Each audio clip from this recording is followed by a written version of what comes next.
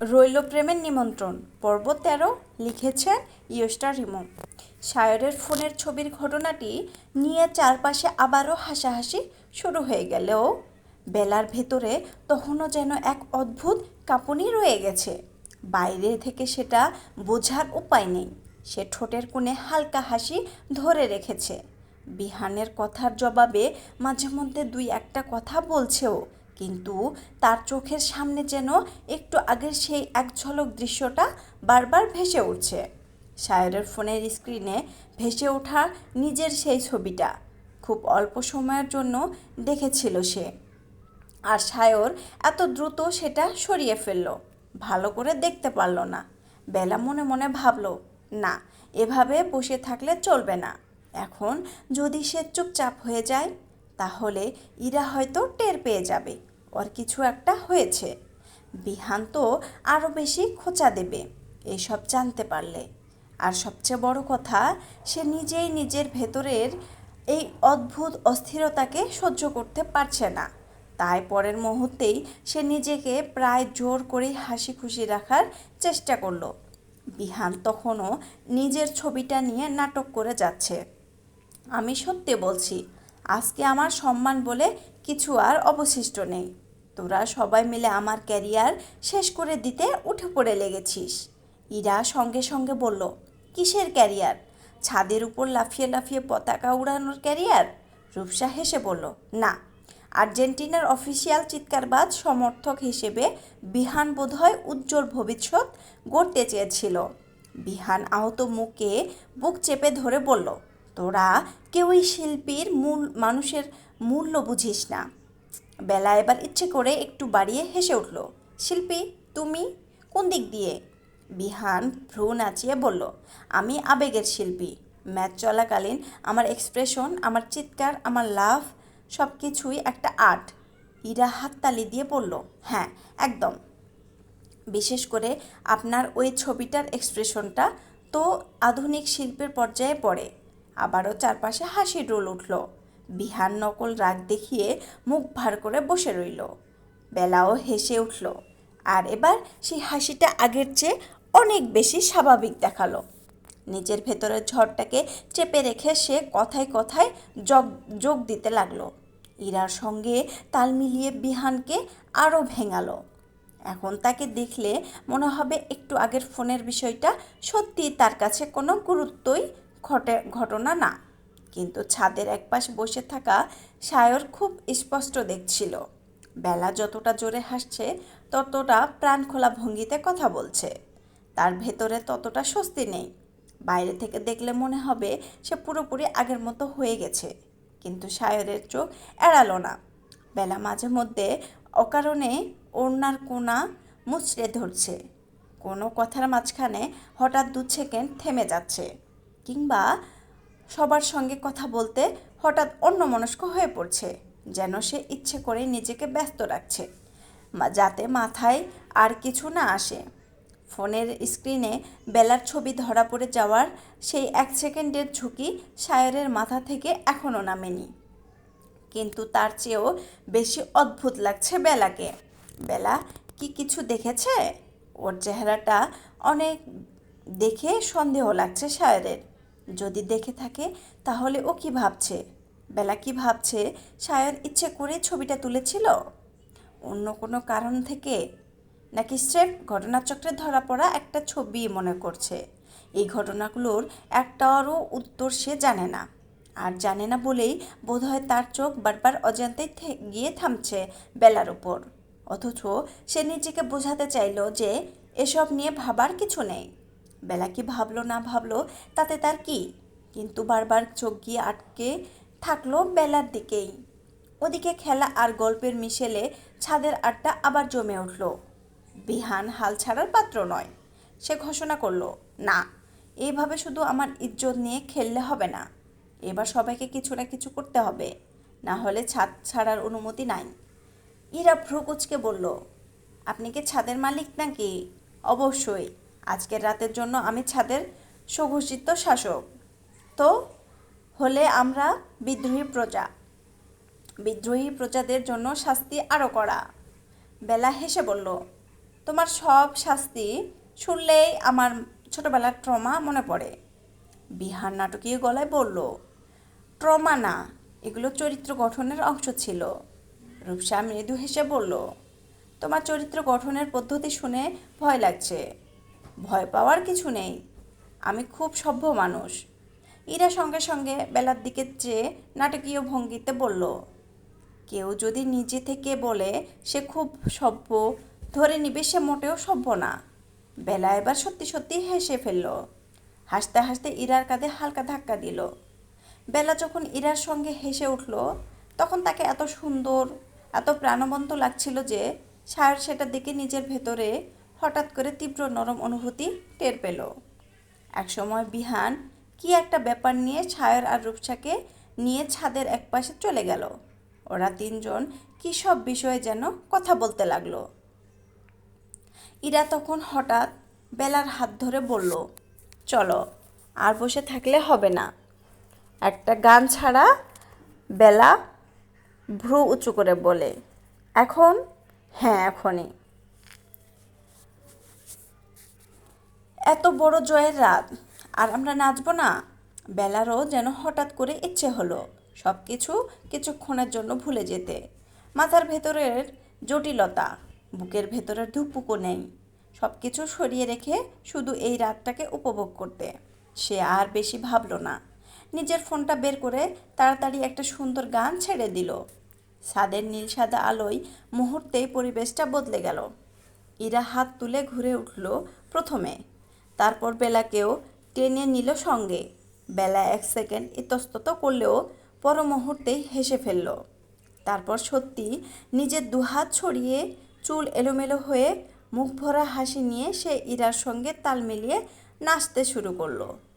শেষের দিকে বেলা একাকী একটা গানে নাচল। নীল সাদা আলোয় তার ওড়নার প্রান্তটা হালকা বাতাসে দুলে উঠছিল। মুখে নাচের উচ্ছ্বাসের লালচে আভা, চোখ দুটো উজ্জ্বল। গানের তালে সে ধীরে ধীরে হাত তুলল, একবার ঘুরল, তারপর নিজের মতো করে তাল ধরল। এতে কোনো বাড়াবাড়ি ছিল না, কোনো সাজানো ভঙ্গিও না, বরং ছিল একরাশ স্বতঃস্ফূর্ততা, যেন এই কয়েক মিনিটের জন্য সে সত্যি সব ভুলে গেছে। মাথার ভেতরের জটিলতা, বুকের ভেতরের ধুকপুকানি, একটু আগের সব অস্বস্তি, সব কিছু। ওদিকে কথা বলতে বলতে অনেকক্ষণ ধরে বিহান, সায়র আর রূপসা ছাদের মাঝখানে ইরা আর বেলা দুজনকে নাচ করতে দেখছে। বিহান কিছু সময় থমকে থেকে চেঁচিয়ে উঠল, ওহো, এই দিকে কি চলছে? আমার অজান্তে কনসার্ট শুরু হয়ে গেছে নাকি? ইরা নাচ থামিয়ে বলল, চুপ, আপনি এদিক আসবেন না। আর ভিআইপি পারফরম্যান্স? এটা নাটকীয় ভঙ্গিতে বুক চেপে বলল, নিজের বাসার ছাদে আমি আউটসাইডার? বেইমানি, চরম বেইমানি। বেলা হেসে ফেলল। গানের তালে তালে সে এখনও পুরোপুরি থামেনি। গাল দুটো লালচে হয়ে উঠেছে, চোখ দুটো উজ্জ্বল, মুখে এমন এক নির্ভর হাসি। সায়র ঠিক তখনই ওর দিকে তাকিয়ে রইল এক দৃষ্টিতে, কোনো কথা না বলে। তার চোখে তখনও সে চাপা মুগ্ধতার রেখা। বেলাকে এমন উচ্ছ্বাসে ভেসে যেতে দেখতে তার মনটা অদ্ভুত ভালো লাগায় ভরে যাচ্ছে। বিহান আবারও শুরু করলো, এই যে বেলা, এত লাফাস না, ছাদ যদি ভেঙে পড়ে? ইরা সঙ্গে সঙ্গে চেঁচিয়ে উঠল, ভাঙলে ভাঙবে, বেশি কথা বললে আমরা আরও জোরে লাফিয়ে নাচব। বিহান দমল না, সে বলল, নাচো, তাতে আমার কি, বরং আমি তো ভাবছি তোদের ভিডিও করে ভাইরাল করে দিব আর্জেন্টিনা জেতার পর 2 উন্মাদ সমর্থকের অসাধারণ নৃত্য। বেলা এবার হেসে বলল, আগে নিজে লাফানোর ছবিটা ভাইরাল করো, তারপর আমাদের করিও। রূপসাও হেসে উঠল। বিহান কপট রাগে বলল, না, আজকে সবাই মিলে আমাকে টার্গেট করছে।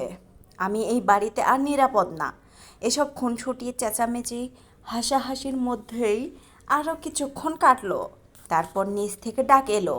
মমতাজ বেগমের গলা ভেসে উঠল, তোরা আর কত রাত করবি? নিচে আয় সবাই। বিহান মুখ বাঁকিয়ে বলল, আহা, আনন্দ এইখানেই সব শেষ। এক এক করে সবাই সিঁড়ির দিকে এগিয়ে গেল। রূপসা বিহানের সঙ্গে কথা বলতে বলতে নামলো। ইরা বেলার হাত জড়িয়ে পেছন পেছন নামতে লাগলো। সায়র সবার পর নিচে নেমে এলো। দোতলায় গিয়ে যার যার মতো গুছিয়ে নিতেই রাত আরও গভীর হয়ে এলো। বিহান নিজের ঘরে চলে গেল। রূপসা থাকবে গেস্ট রুমে। ইরা আজ বেলার ঘরেই থাকবে। দুজনে একসঙ্গে গল্প করতে করতে ঘুমাবে। আর সায়র, সে কোনো দিকে না তাকিয়ে চুপচাপ নিজের রুমে চলে গেল। মুখে আগের মতোই সে নির্লিপ্ত ভাব, কিন্তু তার চোখে এখনও ভাসছে ছাদের মাঝখানে আনন্দে নাচ করতে থাকা বেলার উজ্জ্বল মুখটা।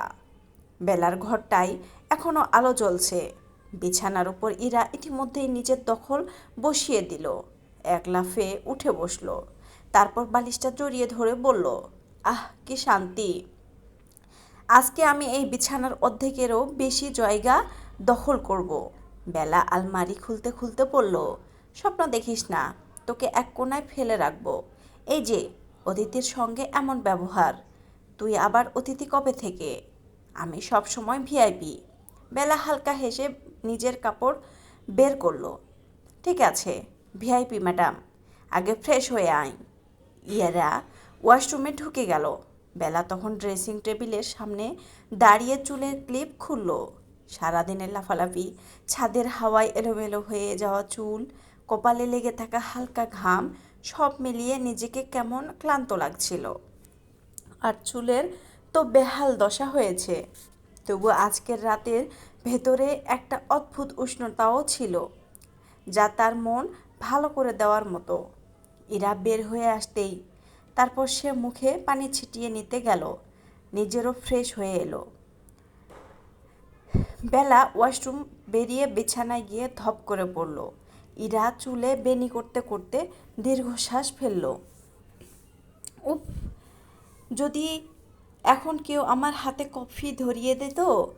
বেলা বালিশে মাথা রেখে বলল, রাত 1টার সময় কফি খেয়ে আবার সারা রাত চোখ কপালে তুলে রাখবি? আজকে তো এমনিতে ঘুমাবো না। তুই এই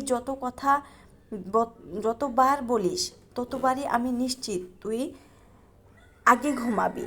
ইরা এবার পাশ ফিরে বেলার দিকে তাকালো। তার চোখে তখন সেই চেনা দুষ্টু ঝিলিক। আচ্ছা, একটা কথা বল। বল। তখন সায়র স্যারের ফোনের স্ক্রিনে কী ছিল? প্রশ্নটা শুনে বেলার বুকের ভেতরটা ধক করে উঠল। সে দ্রুত স্বাভাবিক গলায় বলল, মানে আমি তো দেখতেই পাইনি। বিহান ভাই আর ওই ছবিটা নিয়ে এত হইচই করলো, কিন্তু তুই তখন কেমন চুপ হয়ে গেলি? কিছু টিছু দেখেছিস নাকি স্যারের ফোনে? বেলা বালিশটা বুকে টেনে নিল। না তো। ইরা চোখ শুরু করলো। মিথ্যা? কেন মিথ্যা বলবো? কারণ তোর মুখটা তখন এমন ছিল যেন তুই পৃথিবীর সব থেকে কোনো গোপন তথ্য জেনে ফেলেছিস। তুই সবার দিকে নজর রাখিস নাকি? অবশ্যই। বেলা এবার সত্যি হেসে ফেলল। ইরা এই অতিরঞ্জিত গলায় বলল, কথাগুলো সব সময় তাকে হাসায়। বেলা আচমকা মোবাইলটা হাতে তুলে বলল, শোন, একটা কাজ করি। কি? বেলা চোখে টিপে দিয়ে বলে, হিটলার বেটাকে একটু ডিস্টার্ব করি। ইরা ভ্রু তুলল। মানে? ফেক আইডি দিয়ে মেসেজ দিই। ইরা অবাক হয়ে বলে, এই রাত্রিরে? বেলা একটু ভাব নিয়ে নিজের সেই বিখ্যাত ফেক আইডিতে লগ ইন করলো। ইরা গা ঘেঁষে এসে স্ক্রিনের দিকে তাকিয়ে রইল। ইরা বলল, শুরুটা জম্পেশ হতে হবে, একদম সোজা কিছু লিখবি না। বেলা ঠোঁট কামড়ে একটু ভেবে লিখল, জেগে আছেন সায়র সাহেব? বার্তাটা পাঠিয়ে সে ফোনটা দু হাতে ধরে স্ক্রিনের দিকে তাকিয়ে রইল। ইরা পাশে বসে মুখ চেপে হাসছে। মিনিট খানেকের মধ্যেই উত্তর এলো, জি বলুন। ইরা সঙ্গে সঙ্গে চাপা স্বরে বলল, উফ কি ভদ্র, তাড়াতাড়ি পরেরটা দে। বেলার ঠোঁটের কোণে হাসি ফুটে উঠল। সে আবার লিখল, আপনি খুব হ্যান্ডসাম। এত হ্যান্ডসাম কিভাবে হলেন?